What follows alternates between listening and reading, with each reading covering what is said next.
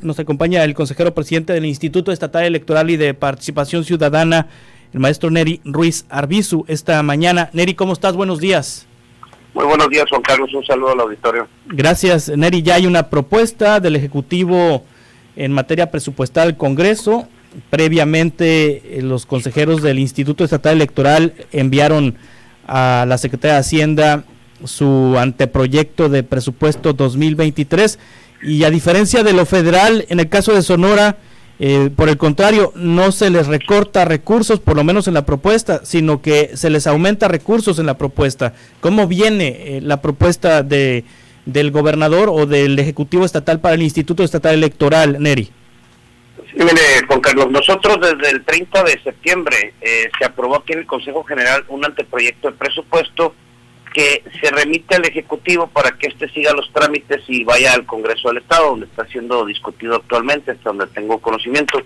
Y ahí nosotros realizamos un presupuesto que tiene como objetivo esencialmente el inicio del proceso electoral 2023-2024. Y nosotros solicitamos una cantidad de aproximadamente 403 millones de pesos, que incluye la operación del instituto, prerrogativas de partidos políticos, el gasto operativo normal, pero también incluye una parte importante del inicio del proceso electoral para 2023-2024, Juan Carlos. Sí, este 2022, ¿cuántos recursos se están ejerciendo? En este año son 323 millones de pesos del presupuesto que se ejerce actualmente, y es incluyendo los tres rubros generales, que es la partida de servicios personales, el gasto operativo y prerrogativas de partidos políticos. Sí, están pidiendo 80 millones de pesos más. Nosotros estamos considerando aquí 95 millones de pesos adicionales para proceso electoral, y estos incluyen el arranque ya de la parte operativa desde aproximadamente el mes de mayo para concluir en el mes de diciembre, pero es solamente el arranque del inicio del proceso electoral. Por eso la diferencia que mencionas ahí de 80 y tantos millones de pesos, en realidad son 95 millones de pesos para proceso electoral los que estamos solicitando. Sí, porque el año electoral inicia en septiembre del próximo año, rumbo a la renovación de las presidencias municipales y del Congreso local, que serían las elecciones que les tocarían, ¿no? Así es, son elecciones que llamamos intermedias nosotros y corresponden a los 72 municipios y a las 21 diputaciones de mayoría relativa y las 12 plurinominales. Sí, de estos 403 millones solicitados, ¿cuánto corresponde a partidos políticos, a prerrogativas de partidos políticos?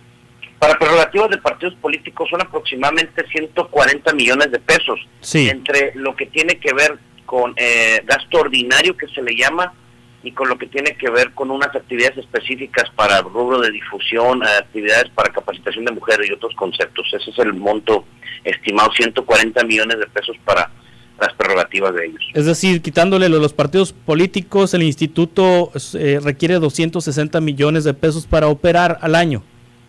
Sí, nosotros es el gasto operativo de servicios, lo que son servicios personales o nóminas, y lo que viene siendo el gasto operativo, incluyendo proceso electoral. Esa es la parte.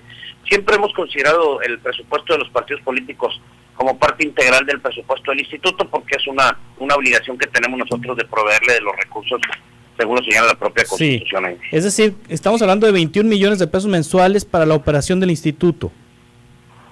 No tengo el dato exacto, pero aproximadamente, si lo dividimos, ahí serían... Sí, 21.6 por 12 son 260 millones, más los 140 de los partidos políticos, pues nos dan los 403 millones. Entonces, quitando las prerrogativas de los partidos políticos, y a los partidos políticos se les da 140 millones al año, entre dos estamos hablando de 11 millones 600 mil pesos mensuales los que se llevan los partidos políticos de financiamiento local. Aparte tienen el financiamiento federal, ¿cierto?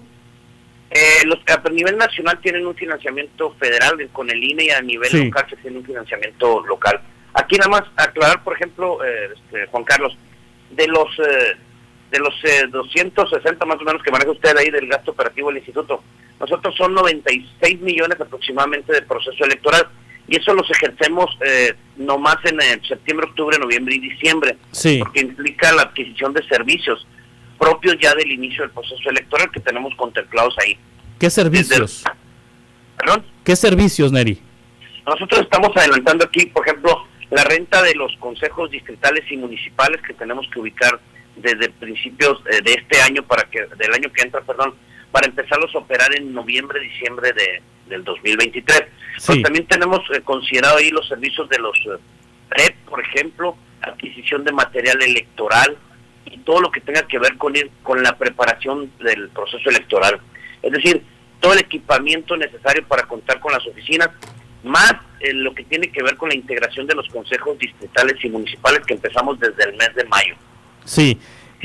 Neri Ruiz Arbizu, consejero presidente del Instituto Estatal Electoral de Sonora, todo parece indicar que la reforma electoral, la reforma constitucional en materia electoral no va a pasar, es decir, los OPLES, en este caso el Instituto Estatal Electoral, no desaparece como se pretende en la propuesta original, porque para ello se requiere un cambio en la Carta Magna, pero aunque todavía no se conoce el plan B de reformas secundarias en materia electoral, se prevé y se ha dicho, se ha comentado la posible fusión de las juntas distritales del INE, del Instituto Nacional Electoral, con los OPLES. No me queda claro de qué manera sería, pero supongo yo que les pasarían a ustedes las facultades.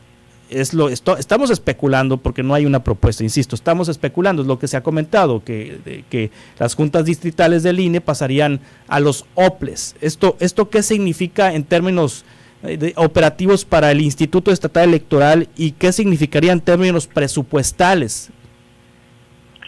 Pues de entrada, Juan Carlos, como lo menciona usted, son meras especulaciones. Digo, la reforma constitucional como tal, al parecer, hasta donde va la Cámara de Diputados, no procede, pero en cuanto a las leyes secundarias, que sería algo que se denomina ahí en medios como el Plan B, no hay claridad. Pero, por ejemplo, a lo que menciona usted, el transferir las juntas distritales a los institutos estatales electorales, jurídicamente no es una atribución que nosotros tengamos. No encuentro la forma alguna de que lo puedan hacer, pero en caso de que hubiera alguna, implicaría para nosotros pues el gasto operativo, básicamente, que habría que reconsiderar ahí cuáles atribuciones, qué tipo de obligaciones nos dan para que nosotros podamos... Sí, ¿qué hace una junta distrital del INE? ¿Qué es lo que hace una junta distrital del INE? Además de tener un funcionamiento permanente, porque se encarga de la cuestión del registro federal de electores, es decir, la credencial y el padrón y listado nominal, tienen funciones en materia de capacitación, pero sobre todo constantemente ellos tienen una vinculación en su distrito, porque son el primer punto de acercamiento para aplicar todos los programas que tiene el Instituto Nacional Electoral a nivel federal, en el ámbito local y distrital. Pero la operación de ellos básicamente es en lo relacionado con la preparación del proceso electoral, por ejemplo, en estos momentos, más lo del Registro Federal de Electores, programas de capacitación y educación cívica, y la vinculación con los institutos estatales electorales. Es decir, que si en leyes secundarias se aprueba una fusión de las juntas distritales del INE a los organismos locales, ¿pudiera ser controvertido esto en la Corte? ¿O pudiera generar alguna situación? Porque me dices, maestro Neri Ruiz Arbizu, que no lo contempla la ley en las facultades del instituto local. Básicamente no lo contempla ni dentro de la Constitución de Sonora, ni dentro de la ley local, pero también decirte que a nivel federal la Constitución señala actividades que son propias y exclusivas del Instituto Nacional Electoral, como por ejemplo el llevar a cabo el registro federal de electores, la credencialización y la entrega del listado nominal. Es decir, eso es una competencia exclusiva.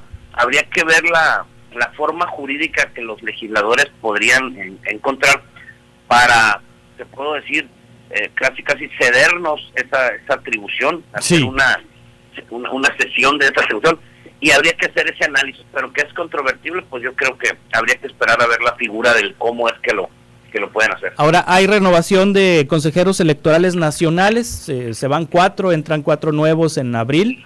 El próximo, en lo local, el Consejo General del Instituto Estatal Electoral ¿tiene espacios que deberán cubrirse en los próximos meses? No, hasta septiembre del 2024 hay la renovación de 3 consejerías aquí en el instituto. Es decir, nosotros no hacemos modificación alguna hasta el 1 de octubre del 2024. Sí, es decir, les tocaría la intermedia del próximo año. Así es, hasta que concluye efectivamente más o menos ahí en septiembre del 2024. Sí, Muy bien. Neri Ruiz Arbizu, consejero presidente del Instituto Estatal Electoral, muchas gracias por tomar esta llamada. Muchas gracias, un saludo al auditorio, Juan Carlos. Hasta pronto.